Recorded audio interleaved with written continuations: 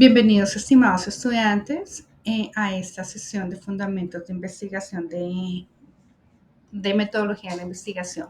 Bueno, en esta sesión pues vamos a darle continuidad al tema de instrumentos de medición que vimos en la sesión anterior y cómo pues es ese procesamiento de estos datos que obtenemos pues a través del diseño de instrumentos. Pues bueno, existen algunos programas estadísticos que nos permiten procesar todos estos datos. Entonces, ¿cómo es? ¿Con base en qué se hace esto? Entonces, vamos a ver precisamente cómo se hace esta comparación de resultados y cómo también, pues, de alguna manera, nosotros podemos llevar el análisis de esos resultados y a una, pues, investigación que realmente aporte datos verdaderos, datos confiables y por supuesto pues datos innovadores. Entonces, la comparación de resultados pues va a ser principalmente entre los resultados que tenemos actualmente, o sea, los que nosotros obtuvimos a través de nuestro instrumento y los datos que ya existían. Entonces, recordarán ustedes en la sesión anterior, pues nos fuimos a la literatura para revisar precisamente qué investigaciones ya se habían hecho y si diseñamos pues nosotros algún instrumento, pues fuimos a revisar para corroborar de alguna manera qué preguntas ya se habían planteado en otro momento y pues a partir de eso entonces sí nosotros empezar pues a generar nuestras propias preguntas o bien pues si estamos haciendo una investigación teórica o quizás si fuese por ejemplo en relación a un acelerador de partículas, tratamos por ejemplo de ver qué aspectos pues ya se han valorado y cuáles aún no se han hecho.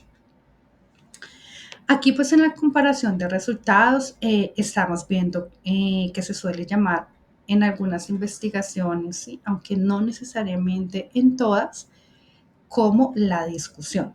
Entonces podemos decir que la comparación de resultados sería más o menos como una discusión. En la discusión, pues nosotros tenemos que retomar la información que nosotros hemos plasmado en el marco teórico y que de alguna manera pues ha dejado la puerta abierta para distintas preguntas que son nuestras teorías y quizás pues tal vez sean ese el objeto de nuestra investigación. Y entonces pues vamos con esas teorías que tenemos en el marco teórico a tomar determinados actores y vamos a revisar ellos qué información obtuvieron. Entonces, por ejemplo, podemos decir, el doctor José María Calvo obtuvo que una de las formas en las que ha registrado que el sueño se genera es a través de la retícula, a través de la formación reticular del sistema nervioso. Entonces, eso es lo que dice el doctor Calvo. Pues bueno, hay un inhibidor de sueño que nos permite determinar algunas ensoñaciones y eso pues nosotros lo contrastamos con una investigación que nosotros estemos haciendo. Podríamos decir, bueno, no es solamente la formación reticular, sino que si nosotros le inyectamos algún medicamento como el Carbacol, eh, por ejemplo, pues nosotros vamos a determinar que esos resultados cambian, ¿sí? Que quizás haya una aceleración o haya una disminución de sueño y vamos pues entonces ahí haciendo esas comparaciones. Esto pues ya en una investigación digamos que a un nivel básico, pero quizás si lo hiciéramos en una investigación de un tipo un poco más social, pues nosotros podemos pensar en distintos factores que determinan, por ejemplo, la educación de un grupo de niños de jardín de 4 años, más o menos de edad de 4 años, y podríamos decir, bueno, hay ciertas estrategias de aprendizaje que de acuerdo a los estadios de Piaget ya se generan. Pero en nuestra investigación, pues nos acabamos de dar cuenta que no es así, que un niño no necesita tener pues 4 años para aprender a leer, por ejemplo. Entonces, pues ahí nosotros comenzamos a desarrollar y a analizar pues ese tipo de debate, de discusión que nosotros vamos a hacer, pues como les decía, hasta cierto punto como una discusión, pero pues obviamente lo hacemos a nivel de escrito. Y allí pues dejamos claro cuál es la relevancia de nuestra investigación. Y en ese sentido podemos pues allí determinar si la hipótesis que yo me planteé inicialmente es aceptada o está siendo o es rechazada. Eso es pues si realmente yo pude llegar a lo que yo me estaba planteando inicialmente, o si por el contrario pues tengo que ceñirme a alguna de mis hipótesis alternas, o definitivamente pues acepto la hipótesis nula, ¿sí? Es decir, que yo no encontré absolutamente nada. Y a través de esta comparación pues, de resultados también yo puedo generar nuevas perspectivas de investigación. Es decir, pues yo puedo encontrar alguna aceptación de mi hipótesis, pero además de eso también es posible que yo encuentre resultados que yo no estaba esperando. Y bueno, esos resultados pues me dejan de alguna manera la puerta abierta para yo poder emprender nuevas investigaciones. Y pues por consiguiente, a partir de esas nuevas investigaciones, pues se puede llegar a nuevos resultados. Por otra parte, entonces, pues esta codificación se va a entender como la asignación a datos con un valor numérico o con un símbolo que lo represente. Esto, es decir, puede ser pues en un análisis cuantitativo. Recuerden que desde la sesión anterior pues hablábamos de medición, ¿sí recuerdan? Que la medición pues era o es la asignación de un valor precisamente a ciertos datos. Pues bueno, será solamente en los análisis cuantitativos o en su caso, pues si estamos haciendo una investigación mixta, pues vamos a poder llevar esos resultados también a una interpretación o asignación de un valor numérico, y a partir de eso pues vamos a poder interpretarlos. Esta codificación, por ejemplo, supongamos que hicimos una encuesta aquí en la Facultad de Ingeniería de esa universidad, y ahí pues nosotros queremos delimitar cuántos hombres y cuántas mujeres hay en la facultad. Entonces, en un procesador de datos, puede ser Excel o pues, puede ser un programa estadístico, nosotros pues vamos a poner una etiqueta en la que se asigna un valor para los hombres y un valor para las mujeres. En este caso, por ejemplo, asignaríamos con el número 1 a los hombres y con el número 2 a las mujeres.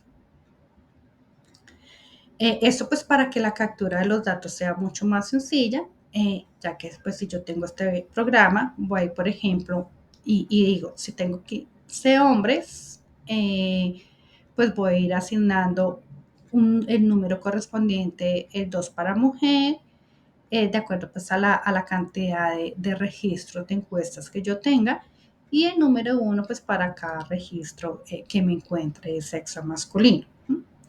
Eso que le va a permitir al programa pues hacer una inferencia estadística mucho más rápida, y pues me va a poder dar resultados en porcentajes, pues respecto a cuántos hombres hay en la facultad, y respecto pues obviamente a cuántas mujeres fueron encuestadas. Es importante pues que tengamos en cuenta también algunas escalas de medición. En estas escalas son importantes pues, para delimitar qué análisis estadísticos se puede o no se puede hacer. Entonces, para la codificación, ordenación y clasificación de datos, existen 4 escalas a nivel estadístico. Estas se pueden pues, tomar en consideración que pues, necesariamente no todas deben de ser medidas, ¿sí? Entonces, ¿qué escalas son? Son la escala nominal, la escala ordinal, la escala de intervalo y la escala de razón. Pues como lo pueden aquí observar en esta presentación, van en orden ascendente. Porque pues en el primer nivel, que es la escala nominal, nosotros no vamos a poder asignar necesariamente números medibles, sino pues solamente cuantificables.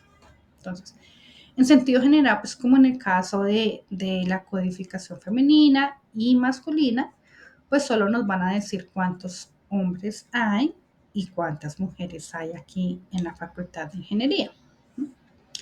En la escala nominal, pues hay una relación de identidad con respecto a cuántos hombres hay y cuántas mujeres hay. Ya por otro lado, pues en la escala ordinal ya hay una relación de orden. Es decir, si nosotros pensamos en profesiones, por ejemplo, pues podemos decir que en esta universidad se estudia ingeniería industrial, ingeniería de sistemas, se estudia administración y contaduría. Y con base pues a esto, para que nosotros podamos ordenar cuántos alumnos hay por cada una de estas carreras, nosotros pues tomaremos en cuenta solamente el número de alumnos que tienen, que hay pues para poderlos ordenar, ¿sí? Y decir cuál de ellos pues tiene una mayor jerarquía. Por otro lado pues está la escala de intervalos. ¿Sí? Aquí sí ya hay intervalos para medir. No, en esa escala no hay un cero absoluto, debemos partir de ahí. Pero sí se puede decir que la edad, por ejemplo, entre las mujeres de esta universidad oscila entre los 20 y 35 años, por ejemplo, y que pues habría un rango de 15 años entre la edad de estas mujeres que son parte de la universidad. Y ya pues en la escala de razón, aquí sí ya encontramos que hay un cero absoluto. ¿Esto qué es? Que ya podemos pues hacer algunas operaciones matemáticas básicas. Pues por otra parte, podríamos colocar algunos ejemplos para que ustedes pues tengan una idea pronto más general de lo que quieren decir estas escalas. Entonces, en la escala nominal, pues ya como se los decía, podemos clasificar ahora con el número 1 a las mujeres, ¿sí? Al sexo femenino y lo ponemos con el número 1. Y pues al sexo masculino le asignamos el número 2. O bien, entonces, otro ejemplo, en esta misma escala nominal serían las creencias religiosas. Pues de una determinada muestra que nosotros elegimos para que participe en nuestra investigación. Entonces, ¿qué hacemos? Pues le asignamos un número a cada una de estas creencias religiosas. Entonces, por ejemplo, con el número 1 asignamos a los católicos. Con el número 2 asignamos a los judíos. Con el número 3 pues asignamos a los protestantes. Con el número 4 asignamos a los musulmanes. Y con el número 5 pues a personas que pertenecen a cualquier otro tipo de religión que claramente pues no es ninguna de las 4 anteriores. A partir de eso, pues voy a esos programas de codificación de datos estadísticos y capturo, por ejemplo, el 2 o el 3. Y ya pues cuando se haga un análisis estadístico propiamente con estos programas, pues me va a decir qué porcentaje hay de cada uno de ellos.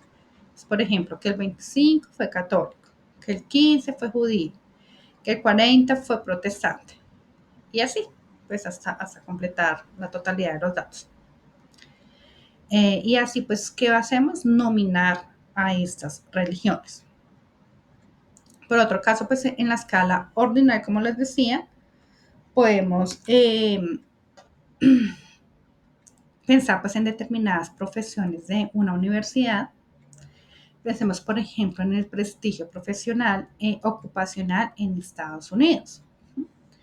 A ese prestigio de las ocupaciones en Estados Unidos se les va a asignar diferentes números de acuerdo a unas encuestas que realicemos.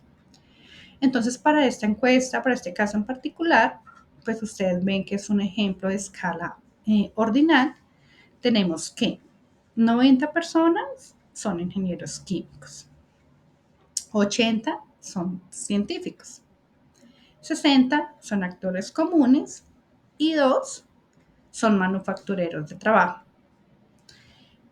Pues aquí ustedes pueden observar que ya hay un orden en esas profesiones y con base pues a ese orden nosotros podemos decir quiénes predominan dentro del ámbito ocupacional en Estados Unidos. Ahora bien, pues para que una escala por intervalos poderla pues analizar, nosotros podemos emplear una escala que generalmente se aplica en actitudes, que es una escala de tipo Likert. No sé si ya la hayan conocido. Esas escalas de tipo Likert es algo parecido pues aquí como a esta presentación que les estoy haciendo y se define pues a través de determinados intervalos. Para decir, por ejemplo, pues que también yo me siento cuando me resbalo, por ejemplo, me caigo. Entonces, pues yo determino unos números entre el 1 y 7 o pues puede variar ese número de acuerdo a la función que yo estoy haciendo como investigadora. Y pues esto me va indicando, como les planteé, me van diciendo que tanto realmente yo me siento bien, pues cuando yo me caigo o no. O por ejemplo también que también yo me siento en la universidad, en mi trabajo, en determinada situación y pues de acuerdo a eso se va marcando. Veamos este ejemplo que tenemos aquí en pantalla que dice, marca con una X dentro de la escala de extremos muy malo y muy bueno.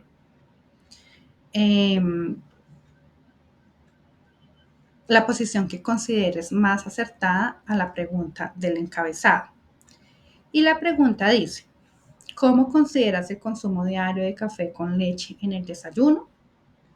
Entonces, la versión 1, que se considera pues como una versión de termómetro, por el tipo de diseño pues, en el que está elaborado, pueden ver del lado izquierdo la opción muy malo y del lado derecho muy bueno. Aquí pues lo que se está pidiendo es que se marque con una X y se van delimitando pues ciertos intervalos. ¿Para qué? Pues para poderlos interpretar. En la versión número 2, pues esa puede ser una versión numerada. Del lado izquierdo pues se encuentra muy malo y del lado derecho muy bueno. Y aquí pues se van asignando ciertos valores a los intervalos como es 10, 20, 30, 40 o 50, hasta pues determinar que ya el número 100 es, es pues más cercano a muy malo y pues si ella es muy cercano a muy bueno. La versión 3 pues ya es una versión gráfica en donde pues solamente se encuentran ciertos trazos que oscilan unos muy cercanos a muy malo y pues otros muy cercanos a muy bueno. Con base a eso, pues ahora sí nosotros podemos hacer una interpretación que generalmente pues también se traduce en números y se puede desarrollar ciertas interpretaciones específicas. Ahora bien, en la escala de razón, como se los comentaba, pues ya se puede hacer otro tipo de uso de operaciones, ya que debemos recordar que hay un cero absoluto en esta escala. Y a partir de ese cero, pues nosotros podemos ya decir muchos argumentos.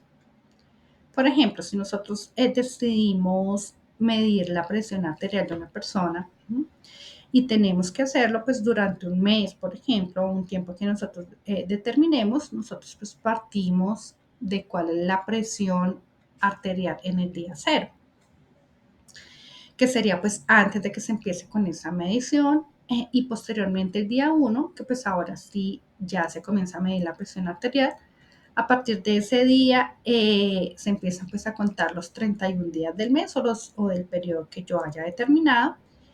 Y yo lo que voy haciendo es graficando esos valores que me van a decir cómo oscila esa presión arterial pues en ese mes que yo he definido, que he delimitado. Otro ejemplo que podríamos aplicar pues para esta escala de razones a partir de que tanto ven la televisión los niños en Estados Unidos. Y aquí pues bueno, podríamos decir que o determinar un programa específico para que pues se pueda ir obteniendo valores de cuántos niños ven, por ejemplo, en Estados Unidos los Simpsons, ¿no? Que pues que es común y que adicional pues también lo podemos ver aquí en Colombia. Y posteriormente pues yo puedo hacer la comparación de esos resultados, y que tanto lo ven allá, que tanto lo vemos acá. Ahora bien, pues es importante que nosotros tengamos en consideración que para clasificar nuestros datos, pues tenemos que ubicarnos inicialmente en qué tipos de datos tenemos. Si tenemos datos cuantitativos, pues que son medibles eh, y que tenemos que ubicar dentro de una de estas escalas, ya sea la escala nominal, la escala ordinal, la escala de intervalos o la escala de razón. Y a partir de eso, entonces, pues ahora sí comenzar con nuestra captura de datos y posteriormente es importante pues conocer nosotros qué podemos hacer con esos resultados. Si por ejemplo pues yo tengo porcentajes, ¿yo qué voy a hacer con esos porcentajes? Para representarlos de tal manera o de tal otra. Pues para que el lector que vea mis resultados pues también pueda interpretarlos, ¿sí? En este caso pues tal vez yo pueda valerme de gráficos o pueda valerme de diseños.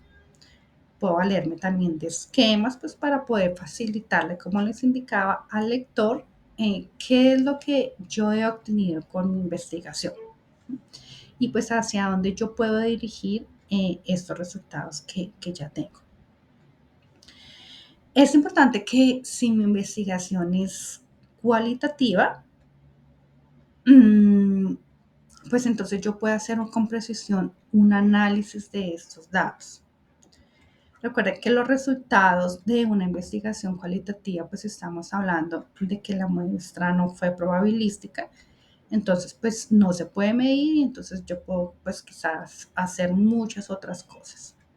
Entonces, si por ejemplo nosotros hicimos una observación, ya sea participante o no participante, recuerden que en la sesión anterior vimos que era esto, pues entonces podemos hacer un reporte que se conoce como el diario de campo.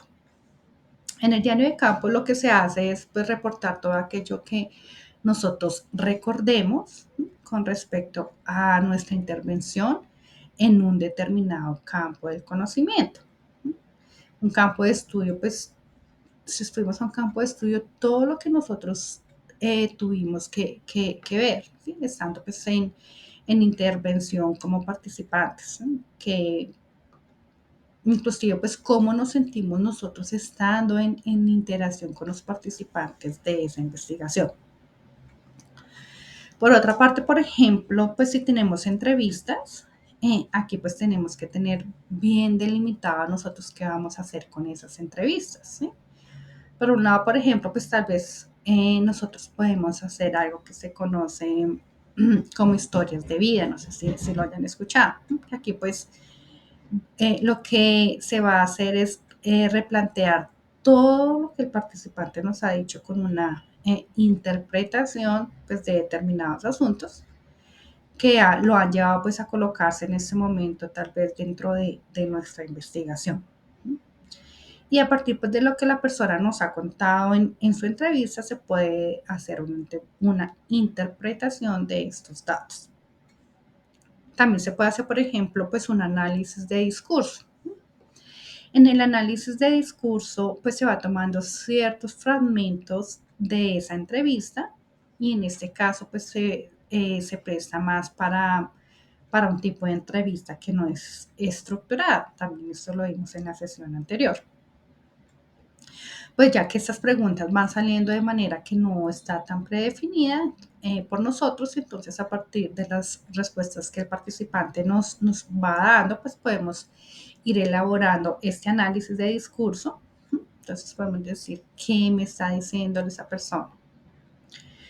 Entonces hay estrategias pues muy específicas de cómo realizar un análisis de discurso, qué elementos hay que tomar en cuenta y cómo pues se tienen que interpretar, porque pues claramente no es decir todo lo que uno quiera decir, no se trata de eso, sino que pues para hacer este análisis hay determinados criterios consensuados por distintos científicos que pueden pues, llevarnos a hacer una mejor interpretación de esta información que estamos obteniendo a través de esta entrevista. Así entonces, pues en una investigación mixta, y si es el caso, pues nosotros podemos hacer un análisis relacional. ¿Qué es ese análisis relacional?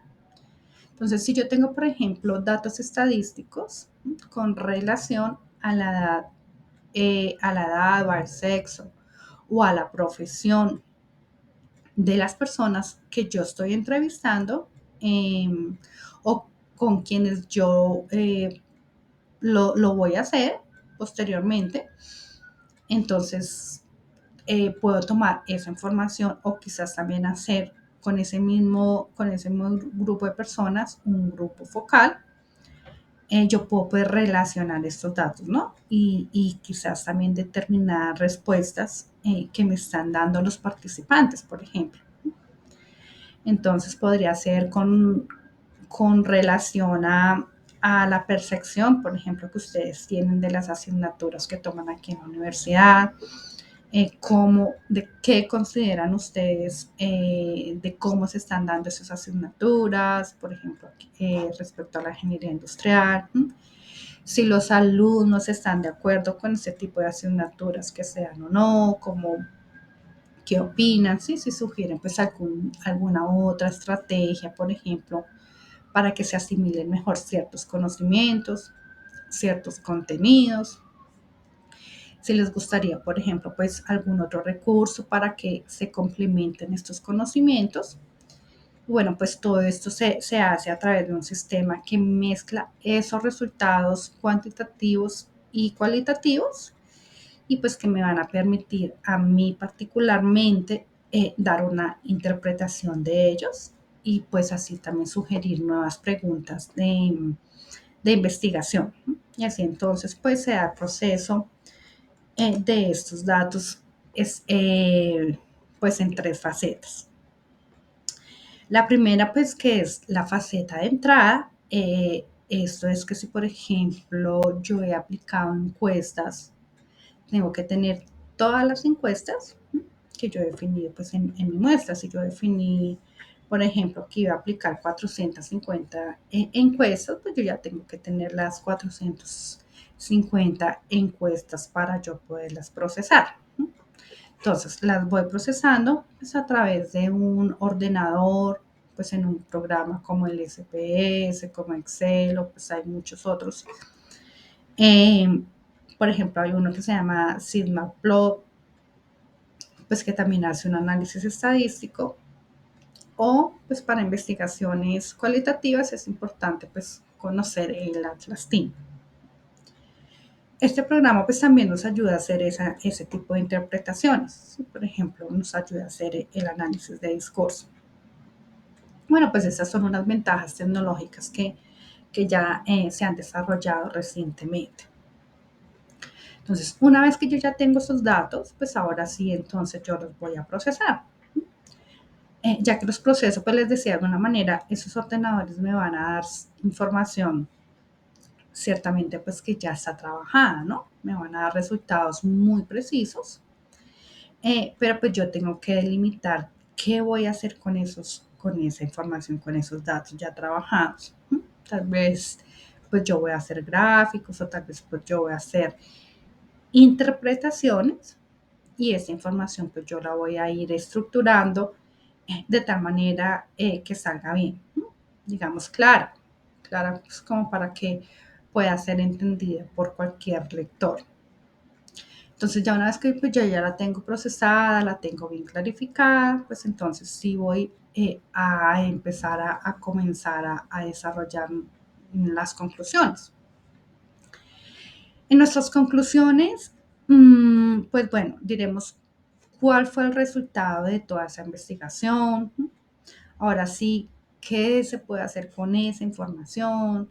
Si nosotros pues, realmente aceptamos o no rechazamos nuestras hipótesis o la hipótesis que tenía inicialmente, si nos quedamos con alguna alternativa, si pues realmente los datos sí funcionaron o no. Podemos también concluir que si hubo pues algún problema en el diseño del instrumento, o bien pues también podemos pasar que el ordenador de alguna manera pues no haya procesado correctamente los datos, o que quizás pues se haya mezclado por ahí pues algún dato que no tenía que ir, y pues en consecuencia eso pues nos cambió eh, toda nuestra información. O pues también si por alguna falta de preparación de alguna persona, de algún recurso humano, pues que era lo que teníamos que tomar en consideración desde el inicio, como recuerdan en la sesión anterior, la importancia de que el recurso humano esté preparado. Entonces quizás por eso, por la falta de aplicación adecuada de ese instrumento, pues bueno, todo esto es lo que tiene que irse trabajando pues, durante el desarrollo de nuestra investigación, pues, para que estas conclusiones realmente pues todo salga bien y podamos pues comentar, argumentar pues algunas cosas con relación a nuestros resultados. Entonces, bueno chicos, por ahora esta sesión pues ya finaliza con esta información. Espero pues que sea útil, como les decía en la clase anterior, pues ustedes puedan revisar más material.